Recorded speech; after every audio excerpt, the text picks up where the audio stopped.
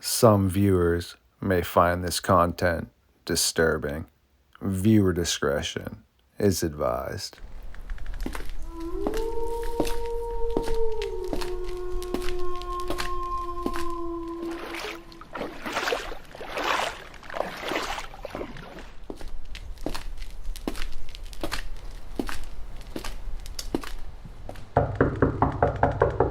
Who dares awaken me from my slumber? The Cryptid Huntress, Jessica Jones, aka JJ. Yes, once again we are teaming up for another episode of Midnight Lycanthropy here on StarFox Radio. We always do take tickets and kick butts when we are together, do we not, eh?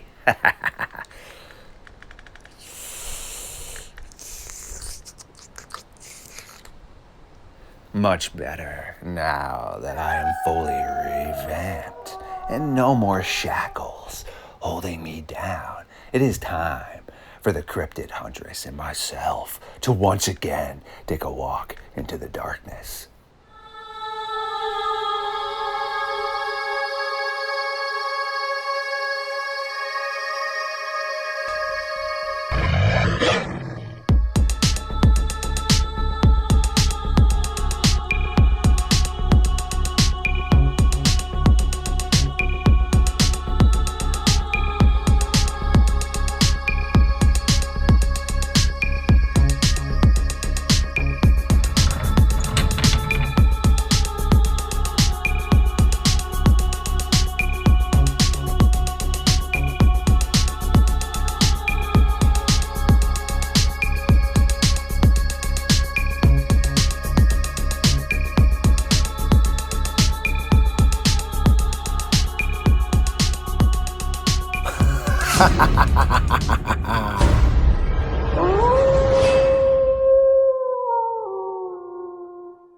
My creatures of the night, yes, welcome back to another episode of Midnight Lycanthropy here on Star Fox Radio. Tonight, we again have Jessica Jones, aka the Cryptid Huntress, spending some time with us. She has been super busy, as have I, but guess what? This is what teammates do. We set up time frames to figure out things. And before we hand Jessica the mic, I do have a question for everybody. What does a legend become when the truth outruns the fiction? Jessica, how are we doing tonight, my friend? Well, hey, I'm doing good. Doing great. Excited to be here hanging out with you tonight. Thanks, I appreciate it. As I said, it's always great to link up with you and figure out what the heck is occurring because the more I figure out things, the more I am absolutely fascinated with the Dogman topic, just like a little child. So it is definitely great. What have you been up to? Oh man, I've been doing shows. I've been out in the field. I spent another weekend in the woods with my team, Anomalous Studies and Observation Group, and the North Georgia Cryptid Researchers. We were out there doing some Bigfooting and some dogman hunting. As a matter of fact, we actually we did a real late midnight hike up to a old cemetery. It was over 200 years old in this area, and it did some pretty interesting research up there. It was creepy. Okay, it was creepy, but we were looking not only for Bigfoot but also dogman activity up there. We mostly got paranormal activity though, which happens a lot of the times when we're out there doing our field research. But yeah, just staying boots on the ground out there, staying hot, staying hot and covered in ticks and bugs and all that kind of stuff. Living the life.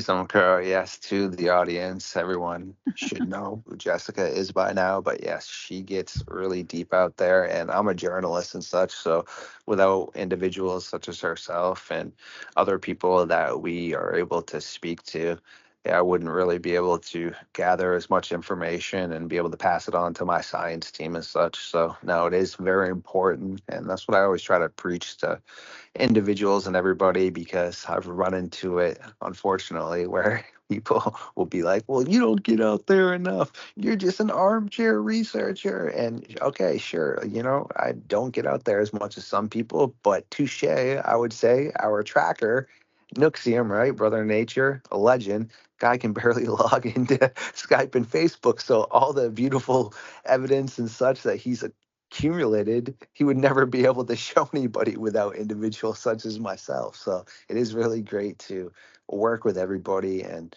definitely get the churning machine cogs all rolling in one. So Oh, yeah. Well, everybody's research is much needed. It doesn't matter if you're boots on the ground, if you're out in the field in the woods like I am all the time, or if you're at home on the internet or, at the library doing research or just interviewing people, even, the investigators, the people who go out and investigate and take reports are super important. Those are, even if you take reports online, I mean, that's key to a lot of this research because it shows us where all these creatures are hanging out. And so everybody's research is important and none is less important either. Okay. Because we're all in this together. And so I just wanted to make that very clear. Okay. Because your research is just as important as my research. appreciate you. Very kind words. And I know that, which is why you're one of my favorite people. And that's why I'm always trying to, check in on you and see how you're doing and such. I just wanted to let the audience know, as you stated, it is important. Every part of a machine or operation, however individuals would like to reference it, yes, everyone plays a very, imperative role and such. So I try my best to speak to as many people as possible, which is I'm a journalist. That's what I'm supposed to be doing. So yeah, of course. I mean, I don't unfortunately get out and say the mountain ranges in Maine as much, but I'm around speaking to people. Exactly. Well, you had been telling me you have some really cool, interesting things, Dogman oriented, that you have been diving into, and I would like to hand you the mic, my friend, and let's dance. Oh, I have a good one for tonight. Have you ever heard of the Wolf Woman of Mobile, Alabama? I have not, and it's important that we definitely get some female dogman information out there because I do have some cases of those, but unfortunately, I think I can count on one hand how many female dogman encounters that have actually been reported. So this is good stuff. Oh, it's so good. I am so excited about this one because I did some research into this a couple of years ago. This stems back from the 1970s. Back in April of 1971, there were sightings of a strange creature reported around Mobile, Alabama, and this animal looked to have the head of a woman and the legs and the torso of a wolf. Now, one witness described what became known as the Wolf Woman as being a woman and a wolf, pretty and hairy. Oh my gosh. That sounds like some people I know. Okay. Or when I don't shave. But anyways, I'm kidding. But the reports came flooding into the local newspaper, which is the Mobile Register. Over the next week, the newspaper received 50 calls, at least 50 calls of encounters and sightings of this creature. And it was seen running through local yards, and it chased and it stalked numerous residents of Mobile, Alabama. The local police took these investigations super seriously because of the number of reports. There were so many reports coming in. They wanted to make sure that this was not some kind of wild, dangerous animal that was on the loose because it was chasing people. Now, fortunately, nobody was ever harmed by this creature. And after 10 days of people calling in sightings of this creature, the Wolf Woman of Mobile, it disappeared and it was never seen again. And so this is so interesting because we hear about cryptids that come in and out of this reality. Okay, they show up for a short period of time and then they're gone. Think about the Mothman, for instance, or even the Lizard Man of Scapor Swamp. There were sightings of this lizard man. Briefly, the Mothman comes and goes. It's like he's coming to warn of impending doom sometimes and stuff. But sometimes we just have these creatures that show up for a very short period of time and then they're never seen again. Now, in this case, I believe this was not just like a dog woman. I think this was a werewolf. And I say that because I was given this as a blind remote viewing target about 2 or 3 years ago. And I was just given a set of numbers. I didn't know what this was. Well, my data that I got out of this werewolf of Mobile involved dark magic and voodoo and something that looked like a wolf as well. So we do know in that area, Mobile, Alabama is actually down there in the Gulf of Mexico, kind of. It's not too far from the Gulf and not too far from, guess where? like Mississippi and Louisiana, like New Orleans, where there's a lot of what? Voodoo, right? A lot of dark magic and stuff goes on and is involved in voodoo. You hear about the Rougarou and the Loup-garou, I believe is what they call them. This isn't too far from there. Okay, it's not too far, and it's on that coastline down there. So I think that we had a werewoman on our hands down there during that time. Now, could it have been like a skinwalker or something? It could have been. It definitely could have been, but it didn't hurt anyone. Not that we know of. We never got any reports of it being dangerous or hurting anyone. It was just they said it was stalking and chasing people, but it didn't actually hurt anybody. So to me, I think this is the first time that I've actually looked into a werewoman, of an actual sighting of a werewoman. Now, if you go online and you look up pictures of the wolf woman, I'm gonna call her the wolf woman of Mobile, Alabama. It looks like there's some interesting pictures. Okay, some interesting pictures. It mostly looks like a dog. She looks like a dog from the midsection down on four legs, but from the chest up, she looks like a woman with kind of a hairy face and pretty long hair. So definitely look it up if you get a chance. And the wolf woman in Mobile, Alabama. There are also other cryptids out of this area as well. And I do some of my field research in Alabama. They have a lot of Bigfoots out there in Alabama. So I have been known to frequent a couple of those state parks. Even the Dogman hunt that we just went on last month, I was with Cryptid Warfare. We were in Alabama. Okay, we went to go chase down some dogmen out there. So we know they're out there. We know that there's sightings. We know that we have reports. But in this case, I think it was a werewoman there. Now, Mobile also, I don't know if you're old enough to remember this, StarFox. Okay, I don't know if you're old enough to remember this, but back when I was growing up, I was a teenager. They had something called the Leprechaun of Mobile, Alabama. There is an actual leprechaun sighting, and if you go online, look it up. Look up the leprechaun. It was all over the news, and it's actually one of the funnier sightings of a cryptid out of Alabama, out of anywhere, actually. I highly recommend y'all look that up. There's actually a sketch that somebody made of a leprechaun that people were claiming to see up in a tree in Mobile, Alabama.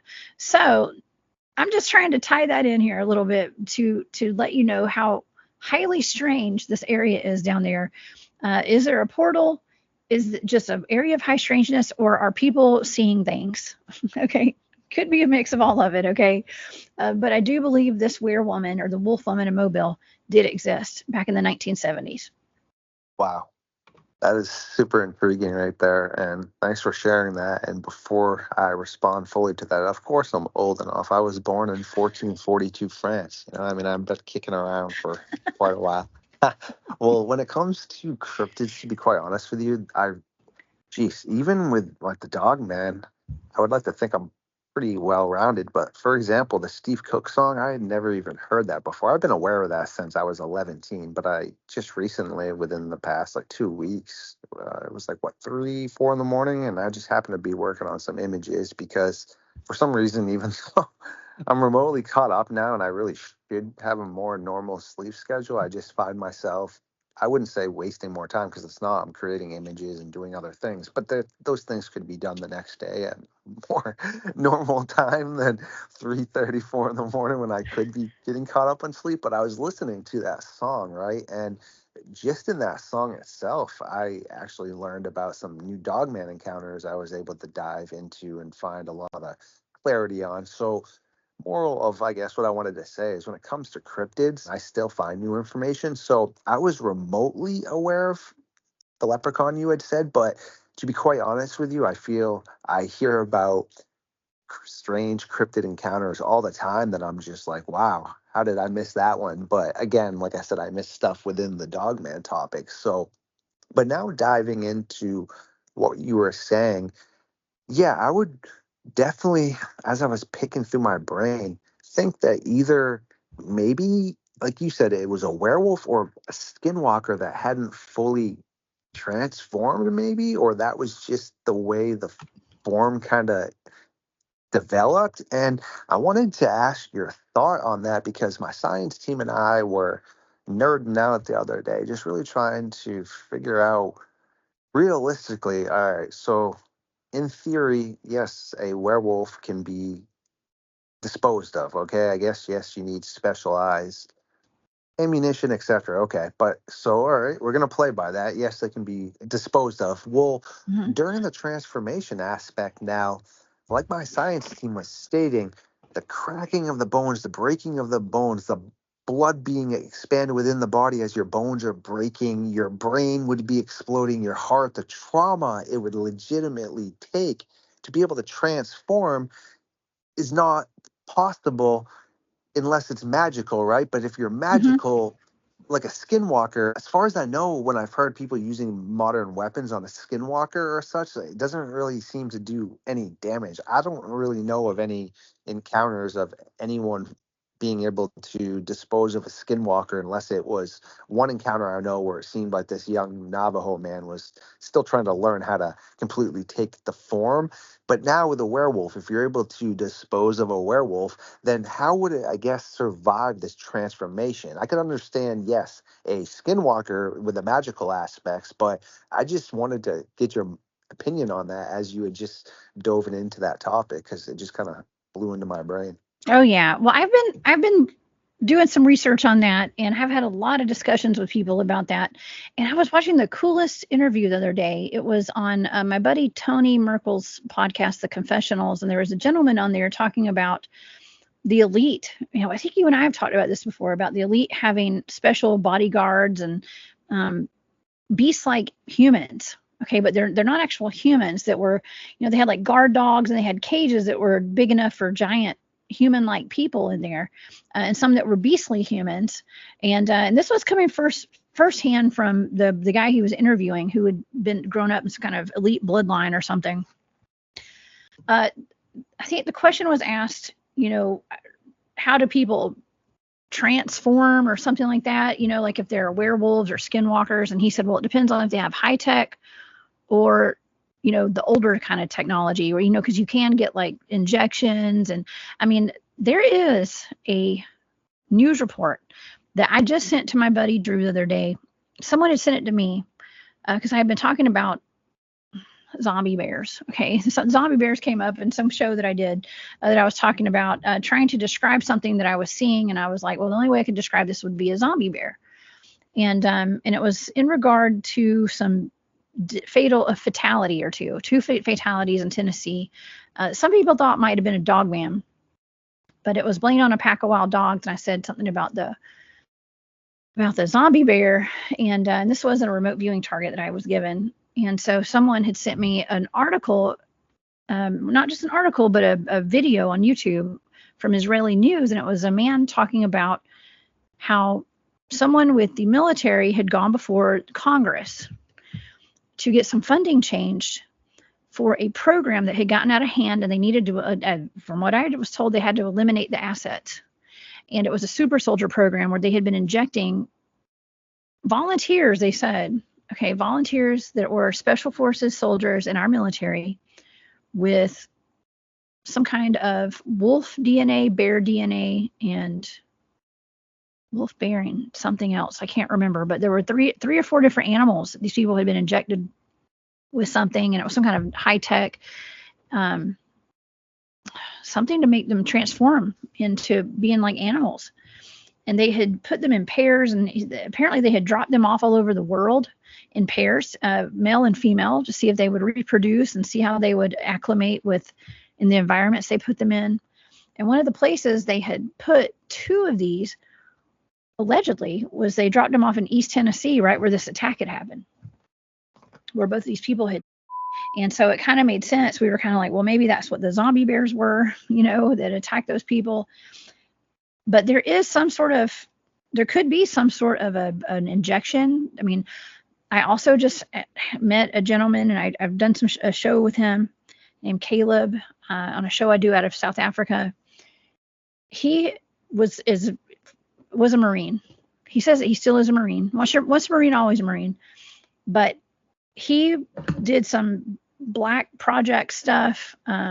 He never shows his face. I don't know his real name. Okay. I don't know a whole lot about his personal life, but he said that in the military he did magic. He did magic. They worked. He calls it the arcane. They worked with cube magic and all sorts of other things where they were doing time travel. They were dealing with interdimensionals, with cryptids. He doesn't call them cryptids because he said that they're all accounted for. He said they're not actually cryptids like Sasquatch and Dogman and werewolves, whatever. They're not, to them, they're not cryptids because they are known by factions, whatever. It's just we're told they're cryptids. Like, science doesn't recognize them, but they actually are recognized. Big surprise there. Okay. But he says that they work with magic. And I have another friend who I just talked to yesterday who has some inside information, who talks about how our actually is working with 10 to 13 different types of cryptids, using them as assets. Okay, so I mean, it opens up a gigantic rabbit hole. It really does. When you start talking about, well, how do werewolves change? How do humans change into werewolves? Well, there's a lot of different ways they could, I suppose. The Church of Satan, the Brotherhood of Satan. Once you hit a certain level, from what I've been told, you can choose to become a vampire or a werewolf. So it is through magical practices, I do believe. I think that's I think that's usually how they turn into werewolves. And however that transformation works, I'm not sure. But it's happened for centuries, from what I understand. Straight up mind-boggling stuff right there, and thanks for sharing that. Because to be quite honest with you, I know, I would say, way more about the Dogman aspect than I do when it comes to werewolves and skinwalkers. I mean, as I've stated before, I definitely feel that falls under the category of looking into the Dogman, all of that, but I definitely feel more comfortable understanding the more physical aspect and the physical reports of the Dogman, like the ones where they're taking damage, and like the report recently we got where people had told one of our friends, Barbara Hartman, about how they had seen what looked to be like pack of hyena like creatures in the LBL type area. And when she reported that to me, it literally falls into the category, and they look just like the hyenas and the way they're describing the prints and stuff like that. So when it comes to all that, I definitely have a really good understanding. But when it comes to, like you were saying, lycanthropy and skinwalker, that's a whole nother level, which is why it's good to have people that understand that more, such as yourself and Ryan Tremblay and others, because I try to definitely make sure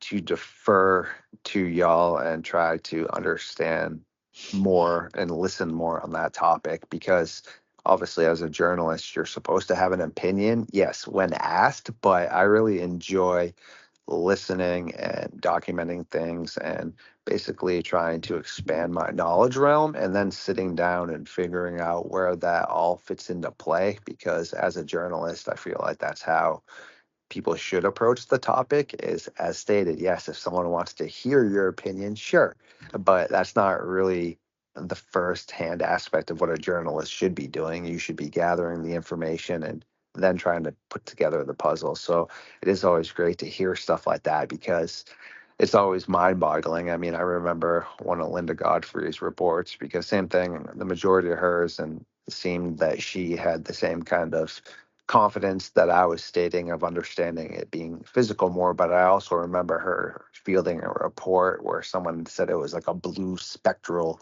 type entity. And Daryl Denton was telling me recently, same thing. He saw one that legit physical 100% in his eyes, but then he saw something that looked to be not physical, but it looked as real as it could be, but also is like strangely transparent and stuff. So again, like I said, those type of ones fall under the Dogman category, but there is a different level. And I was trying to explain that to my little brother, because I have two little brothers, right? They're both supportive of what I do, but one will come onto the podcast occasionally, and his alias is the skeptic. And he's not a skeptic in regards of he loves what I'm doing and he listens, but he's just a skeptic in regards of healthy skepticism, like I preach. Well, he will come on sometimes, and like I said, I had a conversation with him the other day, and he was in love with the fact that we had the science team and all that, but then he was so baffled how I could still put the category of, say, like a hellhound or a skinwalker under the dogman category. He goes, you can't do that. I'm like, but you can do that. He's like, how are you sitting there and how is your science team on board with that?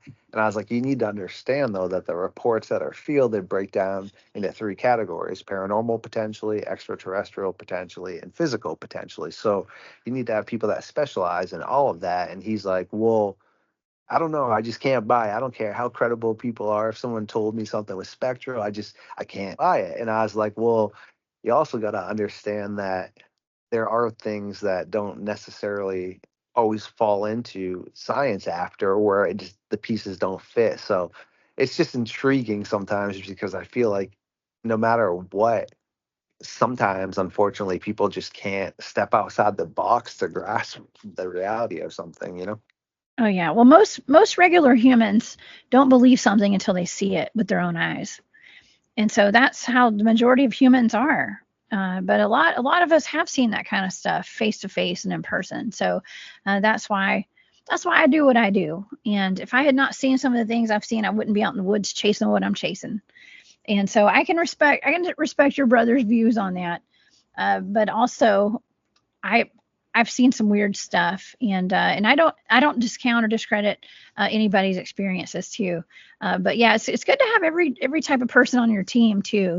To have somebody who you gotta well, everybody thinks logically, but to have that skepticism as well. I mean, I'm a skeptic too. Okay, I'm a skeptic too when it comes to a lot of this stuff. But I also keep a very open mind. So anything that happens or anything somebody tells me, I don't discount it. I just put it in the back of my head. We write it down, but we don't get rid of it, but we keep it for later because that information might come in handy later. Isn't that beautifully stated? And it's so true, though. Yeah, because no matter how hard you try, sometimes yourself, myself, or anybody, because Barb was saying the same thing, you just are unable sometimes. Like, I don't really have the best relationship with my stepdad. I'm cordial with him. But last time I saw him, he comes up to me and just asks what I've been up to. And I explain, covering the missing person topic as a journalist. And we believe this. And he's like, wait, what?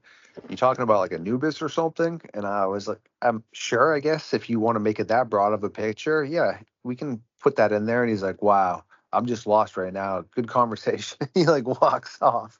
So it's just super interesting to see how sometimes even when you can just present stuff so clear, people just aren't able to, like you said, comprehend it. And when I first started covering the Dogman topic, okay, I really didn't have a opinion on whether I thought it existed or not. I still have never had any sort of paranormal activity or anything like that. I've never seen anything. Okay, right? And I've been covering this for a while now. But what's really changed for me is I was always intrigued by the older cases and obviously some of the more, relevant ones that are in modern day times.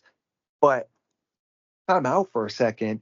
Now, honestly, I do. Again, I've never seen any of these, and I do believe baboons and hyenas and dire wolves and all of that are coming into play with that. And I do believe they're still in existence, 100%, all that. And I don't even like to deal in hundreds, okay? But yes, that is all occurring too.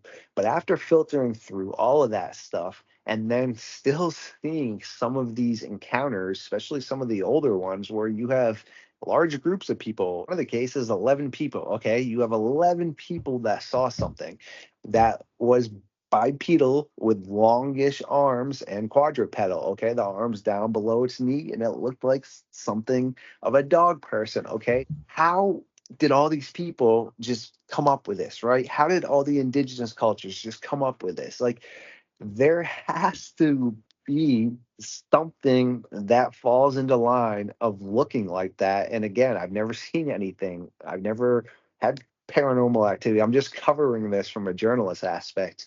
But I am willing to put my stamp of approval on it now that these people, someone has seen something outside of what I just stated, outside of hyenas, outside of dire wolves, outside of misidentification. After getting through all of that, there are still some people that swear up and down in the past and the present of what they have seen. It is absolutely fascinating to me. Oh yeah, super fascinating. You mentioned hyena, and it just sparked a memory that I had. I just recently covered the Ozark Howler on one of my shows the past couple of weeks, and the Ozark Howler actually sounds like a hyena when it lets out its screech.